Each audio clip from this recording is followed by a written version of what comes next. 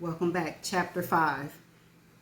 Warden Phillips' plane touched down at Boston Logan Airport without incident. He had grown up a stone's throw away from Logan in nearby ravine. Back in those days, Logan Airport's main landing route has flown the noisiest of jets over his house. To a little boy, the sound had been deafening, ear-shattering. His two older brothers, who shared the bedroom with him, would somehow sleep through it, but little Philip would grasp the railings of his top bunk as the planes passed, the bed shaking so hard he feared falling off. Some nights, the planes seemed to be swooping so low they ripped the frame roof right off the house. Back then, Revere Beach had been a blue-collar community right outside of Boston. It still was in most respects. Philip's father had been a house painter. His mom stayed home. No married woman worked in those days. Single women could be teachers, nurses, or secretaries. With the 6 Mackenzie kids. 3 boys sharing one bedroom, 3 girls sharing another. One bedroom for all of them. One bathroom for all of them.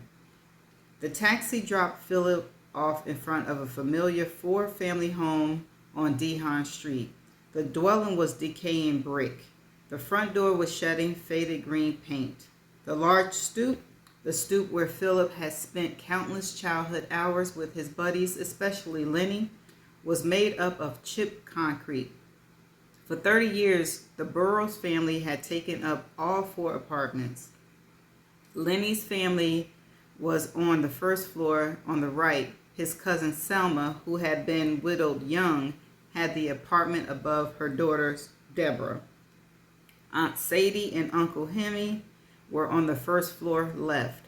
Other relatives and churning potpourri of aunts, uncles, and cousins who knows what took turns in the 4th apartment above Jaime and Sadie's.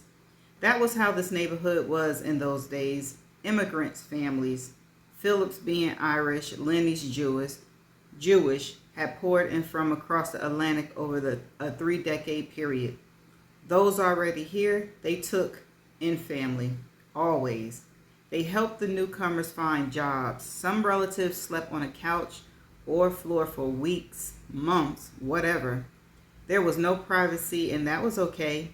These homes were breathing entities in constant motion. Friends and family members constantly flowed through the corridors and stairwells like lifeblood through veins. No one locked their doors, not because it was super safe, it wasn't, but because family members never knocked or were denied access. Privacy was an alien concept. Everybody minded everyone else's business. You celebrated one another's victories and mourned their defeats. You were one. You were family. The world was gone with so-called progress. Most of the Burroughs and Mackenzie had moved on. They now lived in quasi-mansions in wealthier suburbs like Brookline or Newton with shrubs and fences and fancy marble bathrooms and swimming pools, and where the very idea of living with non-nuclear family was nightmarish and incomprehensible. Other family members had moved to gated communities in warmer states like Florida or Arizona, sporting leathery tans and gold chains. Newer immigrant families, Cambodians, Vietnamese, whatever, had taken over a lot of the old homes. They too worked hard and took in all manners of extended family members, starting the cycle anew. Philip paid the cab driver and stepped onto the cracked sidewalk. He could still get a faint whiff of the salty Atlantic Ocean 2 blocks away. Revere Beach had never been a glamorous spot, even in his youth. The thoroughfare mini golf and rusty roller coaster and worn skee ball machines and assorted boardwalk arcades had been on their last legs. That didn't bother him and Lenny and their friends, though. They hung out behind Sal's Pizzeria and smoked and drank Old Milwaukee because it was the cheapest and rolled dice. The guys they hung out with, Carl, Rookie, Heshy, Mitch, all became doctors and lawyers and moved out. Lenny and Philip stayed in town as local cops. Philip debated taking a quick walk down to Shirley's Ave to see the house where he and Ruth had raised their 5 children, but he decided against it. The memories were pleasant enough, but he was not in the mood to be distracted. Memories always sting, don't they? The good ones most of all. The concrete steps were too damn high. As a kid, as a teen, as a young man, Philip took them 2 at a time with a skip and a jump. Now he winced through the creaks in his knees. Only one of the 4 apartments still housed Burroughs. Lenny, his oldest friend, his former partner in the Ravine Police Department, was back in the same first-floor apartment on the right that his family had called home 70 years ago. He lived here now with his sister Sophie. For some reason, Sophie had never moved on, almost as though someone had to stay behind to watch the old homestead. He thought about Lenny's son serving a life sentence at Brig. The whole incident was beyond heartbreaking. David wasn't well. That was obvious. Philip was David's godfather, though they managed to keep that secret so that they could conspire to get David into Briggs. David had no siblings. Lenny's wife, Maddie, had a condition of some sort in those days. You never talked about such things. But Philip's oldest son, Adam, was David's best friend and nearly a brother, their relationship not unlike Philip's with Lenny. Adam, too, had spent hours here in this 4-family dwelling, just as Philip had. The Burroughs household had been a strange and wonderful place in those days. Back when Philip was young, or even when his son was young, this was a house of warmth and color and texture. The Burroughs lived life out loud, like a radio always set on high. Every emotion was felt intensely. When you argued, and you argued a lot in here, you did it with passion. Then David's mother, Maddie, died and everything changed. Now the building stood silent, joyless, and withered apparition. For a moment, Philip couldn't move. He just stood there on the stoop staring at the door. He was about to knock when the faded green door opened. Philip froze. If he had been disoriented before, he felt completely lost now. Being in the old neighborhood had brought on a bout of nostalgia, but seeing Sophie's face again, still beautiful despite the years, plugged him back. She, too, was closing in on 70, but all Philip could see was the breathly teen who answered the door for him on this very spot the night of his senior prom. A lifetime ago, Philip and Sophie had dated.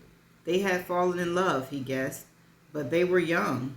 Something happened. Who remembered what anymore? The military? The police academy? Whatever. 50 years ago, Sophie had married an army guy from Lowell named Frank. He died in some kind of training exercise, making Sophie a widow before her 25th birthday. She moved in with Lenny after Maddie's death She moved in with Lenny after Maddie's death to help raise David and never remarried. Philip had been betrothed to Ruth for over 40 years, but some nights he still thought about Sophie more than he cared to admit. The sliding door, the road not taken, the big what ifs, the good one he let get away. Was that a crime? He stared at Sophie now, his mind still traveling through some alternate universe where he hadn't let her go. Sophie put her hands on her hips. I got something stuck in my teeth, Philip. He shook his head. Then why are you staring? Oh, wait. Let me go back. She asked him a question. Sophie put her hands on her hips. I got something stuck in my teeth, Philip? He shook his head. Then why are you staring? No reason, he said. Then he added, you look good, Sophie. She rolled her eyes.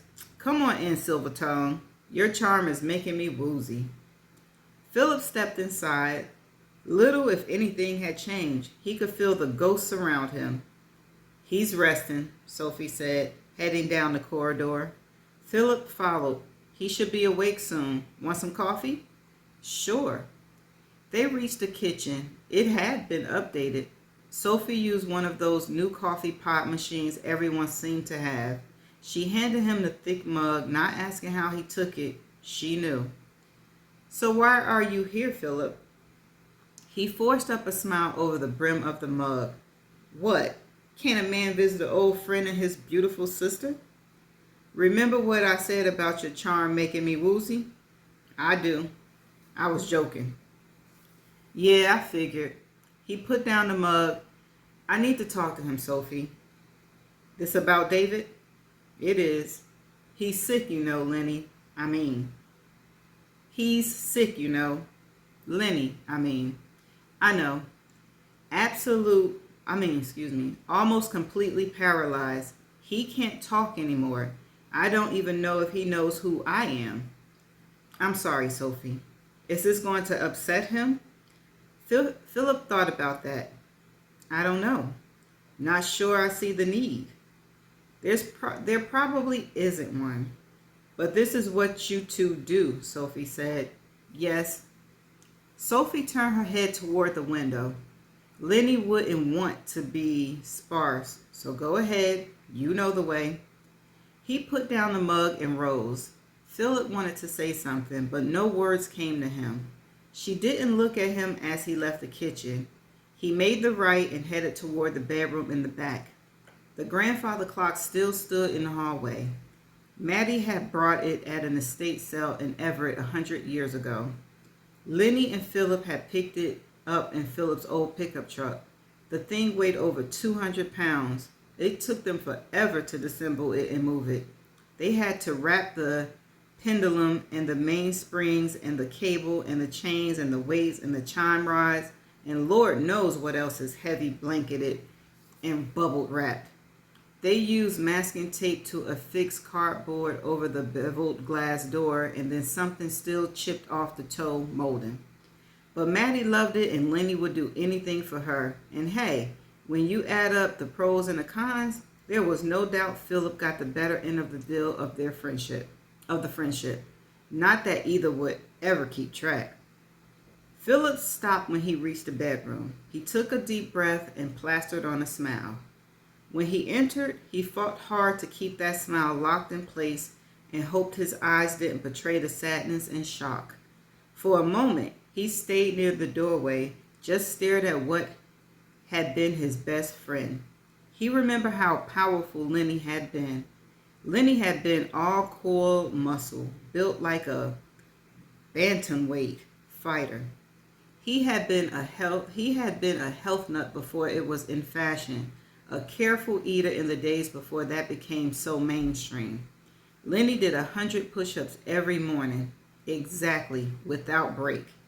His forearms had been steel cords, his veins thick and ropey. Now those powerful arms looked like milky reeds. Lenny's filmy eyes had the 1,000-yard stare of the guys who had seen too much action in Nam. His lips were colorless. His skin resembled parchment paper. Lenny, Philip said. No reaction.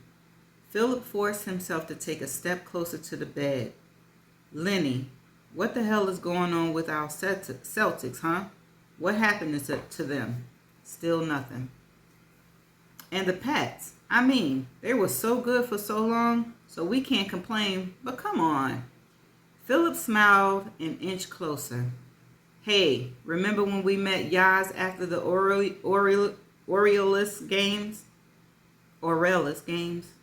That was something. Such a good guy. But you said it early on. Free agency is going to kill the team, just like you predicted. Nothing. From the doorway behind, he heard Sophie's voice. Sit next to him. Take his hand. Sometimes he'll squeeze it. She left them alone. Philip took the seat next to Lenny. He didn't take his hand. That's not what they were about. All that touchy-feely stuff? Maybe David and Adam were into that, but not him and Lenny. Philip had never told Lenny he loved him, and vice versa. They didn't have to. And despite what David had said, Lenny had never told him that Philip owed him one. That wasn't their way. I gotta talk to you, Lenny. Philip dove in. He told Lenny about David's visit to his office, the whole story, everything he could remember. Lenny, of course, did not respond. His eyes kept the same stare. His expression may have grown grimmer, but Philip chalked that up to his own imagination. It was like talking to a bed frame. After some time passed, when Philip was getting closer to the end of the story, he did indeed slide his hand over his old friend's. The hand didn't feel like a hand either. It felt like some distant, inanimate object, a frail object, like a dead baby bird or something. Not sure what to do here, Philip said as he started to wind down. It's why I came to you. We've both seen perps try every which way to claim innocence or justify what they did. Hell, we spent our careers listening to that psychobabble. That's not what this is. I truly believe that. Your son wouldn't do that. David believes it. He's wrong, of course. I wish it was true. God, do I wish it. But Matthew is dead. David did it in some kind of fugal state. That's what I think. You and I talked about this already. He doesn't remember, and hell, I don't know about guilt or blame. Neither of us were big fans of insanity defenses, but we also both know David is a good kid, always has been. He looked at Lenny, still nothing. Only the rising and falling of his chest told Philip that he wasn't talking to a corpse. Here's the thing. Philip leaned a little closer and for some reason lowered his voice. David wants me to help him break out. I mean, that's nuts. You know that. I know that. I don't have that kind of power. And even if I did, I mean, where would he go? There'd be a massive manhunt. He'd probably end up being gunned down. We don't want that for him. I still wish he tried to get help. Maybe a new trial, something. That's his best chance. You know what I mean? A radiator pipe started banging. Philip shook his head and smiled. That damn pipe. It had been banging for what, 40, 50 years? He remembered trying to bleed the radiators with Lenny, but they could never figure out what caused the banging. Trapped air or something. They go down and fix it and it would be okay for a few weeks and then bang, bang, it would come back.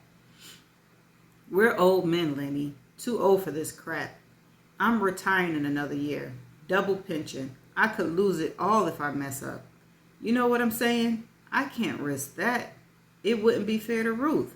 She's got her sights set on some gated community in South Carolina. Nice weather year-round.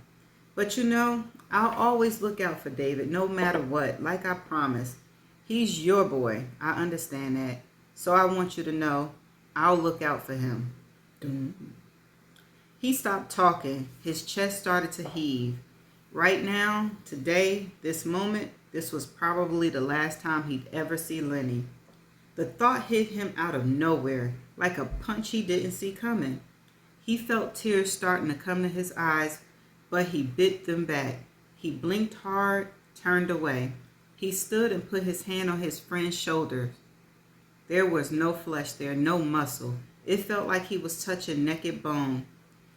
I better go, Lenny. You take care of yourself, okay? See you soon.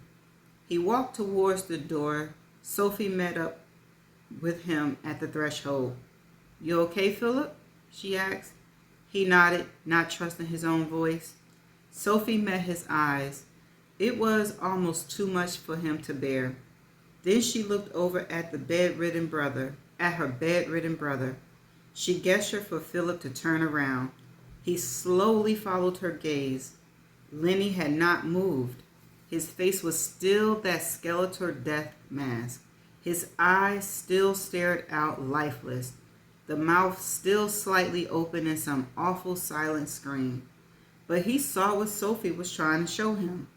A single tear track glistening off of Lenny's ashen skin. Philip turned back towards her. I have to go. She led him back down the corridor, past the grandfather clock and the piano. She opened the door. He stepped out onto the stoop. The fresh air felt good. The sun shone in his eyes. He shielded them for a moment and smiled weakly at her. It was good seeing you, Sophie. Her smile was tight. What? He said. Lenny always told me you were the strongest man he ever knew. Were, he repeated, past tense. And now? Now I'm just old. Sophie shook her head. You're not old, Philip, she said. You're just scared. I'm not sure there is any difference. He turned away. He did not look back as he descended the concrete steps, but he could feel her eyes on him, heavy and perhaps after all these years, unforgiving. Okay, so that was the end of chapter 5. It was a fluff chapter, not much detail, not much information. But I had assumed Lenny was dead, but I guess he's not dead. But again, the chapter was pointless because Lenny couldn't help Philip in any kind of way make a decision. But it sounded like Philip might throw everything and risk it to help David. I don't know, but we shall find out. See you in the next chapter. Bye.